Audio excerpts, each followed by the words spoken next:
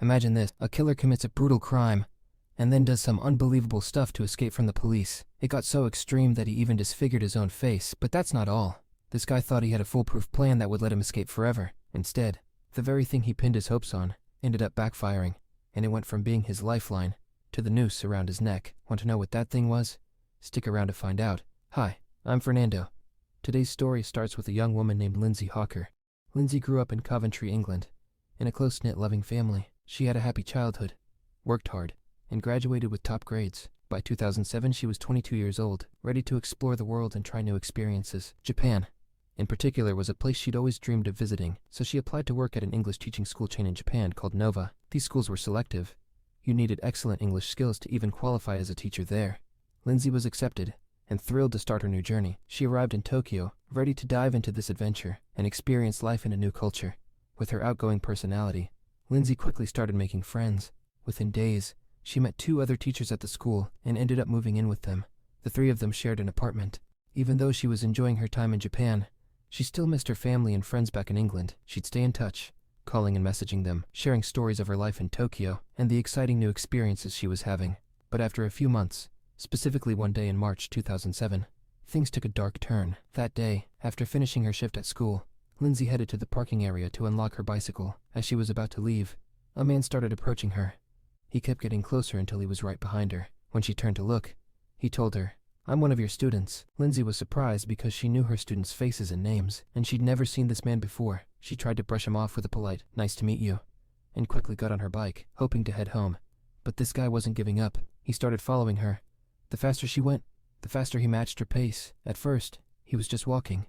Then he broke into a light jog, and soon he was running. Even though Lindsay was on her bike, the narrow alleys made it hard for her to speed away, so he managed to keep up. Every time he got closer, he'd try to strike up a conversation, asking questions like, "Where are you from? And where did you study?" Lindsay kept trying to shake him off, but he stayed close, clearly determined. Just imagine how terrifying this was for her. Finally, Lindsay made it back to her apartment building, but he was still right behind her. Before she could get inside, he stopped her and said, "Please, just hear me out. Let me explain what I need." Lindsay knew she should ignore him and go straight inside, but she was worried he'd keep stalking her, knowing where she lived. So she decided to hear him out. He introduced himself as Tatsuya Ichihashi, and said his dream was to study abroad in Europe or America, but he needed to improve his English first. He asked if they could meet at a cafe for private lessons, and promised to pay her well. Lindsay thought it was strange. Why hadn't he asked anyone else for help? She politely replied that she didn't have time because of her school schedule. Disappointed, Tatsuya hesitated, then asked, "Okay, but could I come inside for a glass of water? I've been running after you, and I feel like I'm going to collapse from exhaustion." At first, Lindsay was hesitant, but then she remembered that her roommates were home. She thought this might actually be a good way to show him she wasn't living alone, and if he tried to stalk her again, they could report him. So she agreed, and brought him up to the apartment, where her roommates were waiting. Lindsay made sure she got a good look at the man's face before she let him in. She then guided him to the couch and went to grab him a glass of water. While she was getting the water, Tatsuya took out a notebook and pen and started scribbling something. When Lindsay came back with the water, she set it on the table in front of him. Tatsuya looked up, said, "Thanks," then went right back to writing, leaving the water untouched, despite having said he was dying of thirst. Curious, Lindsay asked, "What are you doing? Aren't you going to drink the water?" Without looking up, he replied, "Just give me a moment." Lindsay felt confused, having no idea what he was up to. Moments later, Tatsuya finished writing, tore out the page, and handed it to her. On it, he'd sketched a drawing of her and written his name, phone number, and email. Lindsay was even more puzzled as she looked at the paper. Tatsuya quickly spoke up, "Trust me, you won't regret it if you give me a chance to be your student. We can meet at a cafe, a public place, and keep everything strictly professional. I'm only looking for an English tutor, nothing else. I'll even pay $32 per hour." Lindsay started to think seriously about it. This time, he'd made an actual offer, and $32 an hour was a good rate, even higher than what she was making at the school. Tatsuya kept emphasizing that their relationship would be strictly business, just a teacher and her student, meeting in public. Feeling reassured, Lindsay agreed to his proposal, and they set a date to meet at a specific cafe in a few days. Now, some people might wonder why she accepted this offer, especially after how strange he had been, claiming to be a student, and then following her home. But maybe she thought, what's the harm in trying? And so, on March 24th, 2007, Lindsay met Tatsuya at the agreed cafe. Security cameras captured the 2 of them together. Outwardly, Lindsay looked calm and relaxed, but she did keep a bit of distance between them, subtly moving away whenever he leaned in too close. The 2 sat at a table, and stayed there for around an hour. During that time, Lindsay assessed Tatsuya's English level and began teaching him accordingly. After the hour was up and the session was wrapping up, Tatsuya started rummaging through his pockets, looking around as if he'd forgotten something. After a moment, he looked embarrassed and said, "I'm so sorry, but I think I left my wallet at home.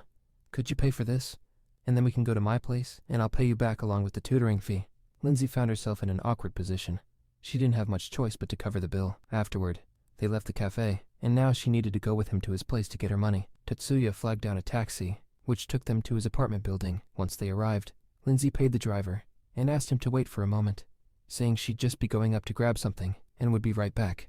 The driver agreed, saying he'd wait. Minutes passed, then 5, 10, and there was still no sign of Lindsay. The driver started thinking she might have changed her mind or wasn't coming back and eventually decided to leave, likely feeling annoyed that he'd waited for nothing. That day, Lindsay was scheduled for an evening class at the school. Her colleagues and the administration grew concerned when she didn't show up without any notice. Her roommates, who were also teachers at the school, tried calling her, but her phone was off. When they finished their shifts and went back to the apartment, they hoped to find her there, but Lindsay was nowhere to be found. That's when they knew something was wrong and called the police to report her missing. Days went by with no trace of Lindsay. The police began taking the case more seriously, issuing alerts and reaching out for information. Her family back in England was beside themselves with worry. After interviewing Lindsay's roommates, they learned about the strange man who had followed her home, and that the last time anyone saw her, she was heading out for a private lesson with him. At the apartment, the police found the paper Tatsuya had given her, the sketch with his name, phone number, and email. It didn't take much for them to look him up and start investigating his background and residence. Through their research, they discovered that Tatsuya had a criminal record. He was a 28-year-old man whose father was a well-known doctor at a major hospital, and his mother was a dentist with her own practice. Tatsuya had ambitions of becoming a prestigious doctor like his father, but his grades didn't qualify him for medical school. He ended up switching to another major, eventually completing his studies. After graduation, he seemed directionless, living off a $1,000 monthly allowance from his parents without any motivation to find a job or purpose. At one point, Tatsuya was even arrested for attempted robbery and assault on a woman walking down the street. However, this case was ultimately settled outside of court, likely because Tatsuya's father paid the woman a substantial amount, rumored to be around $10,000, to drop the charges. Now, the police had their eyes on Tatsuya and wanted to question him about Lindsay's disappearance. 2 officers went to his apartment and knocked on the door, waiting several minutes with no response. They decided to check with his neighbors in the adjacent apartment, who had no idea where Tatsuya was and barely knew him. However, the neighbors were cooperative, allowing the police to look over from their balcony onto Tatsuya's balcony. From there, the officers could see through the large living room window in Tatsuya's apartment. The lights were off, but they could make out a shadow moving inside. Immediately, the police returned to Tatsuya's door, knocking harder this time, but still received no answer. Realizing they needed to act, they called for additional backup, bringing the team outside Tatsuya's door to 9 officers. As they prepared to enter, suddenly, the door burst open, and Tatsuya bolted out, sprinting down the stairs with incredible speed. The officers were caught off guard and couldn't react in time. Tatsuya moved like an Olympic sprinter, dashing down the building's narrow stairwell, where the confined space prevented the police from firing at him. Complicating matters further, there was no additional support waiting outside the building, as all the officers were stationed upstairs. Tatsuya disappeared without a trace. It soon became clear why they couldn't catch him. He was in peak physical condition. Tatsuya worked out every day, running 20 kilometers daily on a treadmill, making him exceptionally fit and fast. While his escape was impressive, it was shocking how he managed to evade capture right in front of the officers. When the police finally entered his apartment, they stumbled upon a horrifying scene. On the balcony, there was a bathtub, which was oddly portable and could be moved anywhere in the apartment, not confined to the bathroom. The police quickly discovered why it was on the balcony. They lifted the cover and found the tub filled with dirt, with a hand emerging from the soil. It was Lindsay's hand. After a thorough search of the apartment, they found her belongings scattered around. When Lindsay's body was extracted from the tub, it was clear that she had been stripped and bore signs of severe abuse and bruising. It was evident she had put up a fierce struggle, as indicated by the wounds all over her body. Disturbingly, her hair had been entirely shaved off, and they found the shaved hair in Tatsuya's room, fashioned into a wig. This implied that Tatsuya had kept her hair as a trophy, a symbol of his crime, and might have even worn it himself, revealing another layer of his disturbing psyche. The police understood they were dealing with a true psychopath, and needed to capture him before he could harm anyone else. The next morning, they issued a nationwide alert for Tatsuya, broadcasting his image on television and printing posters. They even placed life-size cutouts around the city, offering a $10,000 reward for information leading to his capture. Given the items found in his apartment, they suspected he had a fascination with wigs and might attempt to disguise himself. They circulated altered images of Tatsuya with various hairstyles to help the public recognize him, even if he tried to hide his appearance. Despite these efforts, there was no trace of him. Days turned into weeks, and then months. With no clues to his whereabouts, Lindsay's family in England was outraged at the Japanese police's inability to capture him. They flew to Japan to lead a media campaign, drawing international attention to their daughter's case. The story spread globally, placing tremendous pressure on the Japanese authorities to find answers. The media attention and public criticism around the case were intense, with harsh questions directed at the police's handling of Tatsuya's escape. How could 9 officers surround his apartment, yet let him slip away so easily? Furthermore, why were they circulating a 7-year-old photo of Tatsuya when he likely looked quite different now? The criticism was so severe that the Japanese police were placed under an uncomfortable spotlight, leading them to increase the reward for information to $100,000 and expand their search to even the most remote regions. Yet, despite these efforts, they found no trace of him. During this period, Tatsuya was constantly on the move, traveling between cities, and eventually reaching a distant, sparsely populated island. There, he found refuge in an abandoned concrete war shelter.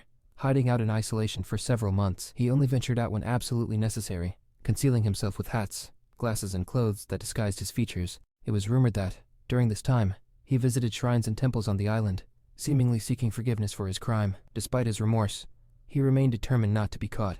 Tatsuya took extreme measures to alter his appearance. He went as far as to cut off moles on his face with a razor blade, and even tried to modify his lower lip, which was particularly noticeable, and could easily identify him. He grew his hair long to change his appearance further. After about 6 months on the island, Tatsuya began to feel confined and weary of his isolated lifestyle. He also sensed that the public's focus on his case might have diminished, so he decided to leave the island and return to urban areas. He took the first ferry back to civilization and cautiously moved between cities, always mindful to stay under the radar. Eventually, he settled in Nagoya, where he even managed to find work as a construction laborer. Tatsuya had one goal in mind: to save enough money for a major facial reconstruction surgery so he could completely change his appearance. He worked as a laborer for a long time, saving diligently, and after nearly 2 years, he finally amassed enough money. Imagine, a fugitive for over 2 years, successfully eluding authorities who knew his face, his name, and his entire history. It was a significant embarrassment for the Japanese police. By October 2009, Tatsuya was ready for his surgery. He went to a cosmetic surgeon, anxious about being recognized, especially since the doctor would have to closely examine his face. But to his relief, the doctor seemed entirely unassuming, speaking to him naturally without suspicion. Tatsuya explained his desired changes, specifically wanting a drastic reduction and lift of his nose. The doctor, puzzled by such a request, warned Tatsuya that the extreme modification he wanted would look more like disfigurement than enhancement. Tatsuya, however, insisted, expressing an intense dissatisfaction with his appearance and urging the doctor to proceed as requested. While the doctor found his level of self-loathing odd, he agreed to schedule the operation. The next day, Tatsuya returned for the surgery, as was standard procedure. The clinic took a before photo for their records. When Tatsuya hesitated, he made it clear he didn't want his photo shared. The doctor reassured him, explaining that these photos were solely for the clinic's archive and would not be published without his permission. Reluctantly, Tatsuya agreed to the doctor's request for a photo, feeling uneasy, but ultimately complying. Once the photo was taken, he went straight in for the operation. Afterward, Tatsuya spent several days recovering, visiting the doctor periodically for checkups. Eventually, the clinic had both before and after photos of Tatsuya. He took a copy of his picture, thanked the doctor, and left the clinic, not planning to return. Despite having scheduled follow-up appointments, Tatsuya never came back. The doctor, though puzzled, couldn't quite place why Tatsuya's face seemed familiar, since Tatsuya hadn't given his real name. The case slipped his mind. A few weeks has passed without any contact from Tatsuya, and then one day, while browsing online, the doctor came across a news article about Lindsay's case and the wanted fugitive, Tatsuya Ichihashi. Shocked, he realized the man in the photos was none other than his recent patient. Immediately, the doctor contacted the police, providing them with the before and after photos. The police quickly broadcast Tatsuya's new appearance on TV and through other media channels. Tatsuya was horrified when he saw his newly altered face displayed everywhere, unintentionally turning him into the center of attention again. The cosmetic surgery, which he had relied on to avoid detection, had backfired completely. Realizing he could no longer stay in the city, Tatsuya planned to return to the same remote island he had initially fled to. He booked the earliest ferry, but as he arrived at the port, an employee recognized him and immediately alerted the authorities. In an instant, Tatsuya found himself surrounded by police. Knowing he had no escape, he finally admitted his identity as Tatsuya Ichihashi, the most wanted man in Japan. After his arrest, Tatsuya confessed to his crime, admitting that he had lured Lindsay to his apartment, and after forcing himself on her, strangled her to prevent her screams from reaching the neighbors. While awaiting his trial in prison, Tatsuya wrote a book recounting his experiences during the 2.5 years he had spent on the run. The book, titled Until the Arrest, sold over 100,000 copies in Japan and the UK, and later inspired a film titled The Days of Ichihashi. Tatsuya claimed to be remorseful for his actions, saying he wrote the book so the profits could go to Lindsay's family. However, Lindsay's family refused this offer, and instead demanded the death penalty. Although Japan does enforce the death penalty, it is usually reserved for serial killers or extremely dangerous criminals.